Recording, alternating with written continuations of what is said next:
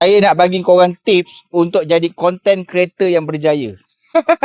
Untuk jadi content creator yang berjaya, korang mesti kena buat video menggunakan mikrofon daripada Mohawk. Sebab apa? Sebab suara dia merdu. Itulah kunci kejayaan untuk menjadi content creator yang berjaya. Okay, so macam ni. Aku baru beli tau. Ni, mic daripada Mohawk ni. So sekarang ni, aku nak sharekan dengan korang dia punya kehebatan dia. So ini kalau korang pakai mikrofon Mohawk ni, automatically view korang mesti meletup-letup punya. Okay, so sekarang ni korang tengok sekarang ni saya ada dekat sini. Cameraman jarak daripada saya lebih kurang dalam 1 depa sahaja. Okay, so sekarang ni saya dah pakai dia punya mic. Suara sangat-sangat clear, betul. So mic ni dia kata dia boleh cover sampai 200 meter jarak dia. So sekarang ni saya nak minta cameraman saya ni pergi bergerak ke belakang.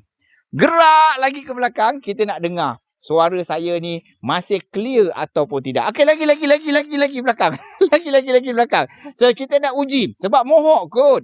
Kan takkan dia nak claim buta-buta je 200 meter kan. So pergi lagi. So mungkin sekarang ni suara masih lagi maintain, tapi muka saya mungkin dah tak nampak dah kot. Okey, tak apa, kita boleh pergi lagi. Seberapa jauh kita boleh pergi?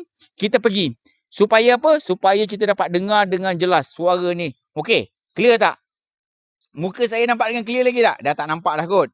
Kan? Dah tak nampak dah. So aku pun tak tahu nak buat konten apa yang jarak 200 meter ni kan. So jadinya sekarang ni masih lagi guna mic. Kau boleh dengar suara dengan jelas. Memang puas hati Mohawk ni. Okay, sekarang ni cameraman stop dulu. So sekarang ni saya nak minta cameraman tolong buka dia punya receiver dia. Kita nak try sama ada kalau kita buka dia punya receiver, suara saya macam mana rupa dia. Okey, dengan kiraan 1, 2, 3, cameraman buka dia punya receiver dia. Okey, 1, 2, 3. Buka. Receiver dah pun dibuka. Mungkin korang boleh dengar suara saya sebab cameraman semakin dekat. Tapi suara saya stay bunyi tak sedap. Betul tak? Tak sesedap seperti mana yang saya pakai dia punya mic ni. Kalau korang pasang, mic yang saya pakai ni pun tadi, saya tak clip pun dekat baju. Saya pegang je kat tangan. Tapi bunyi dia stable. Betul tak? So sekarang ni adalah bunyi tanpa mic. Macam-macam dengar.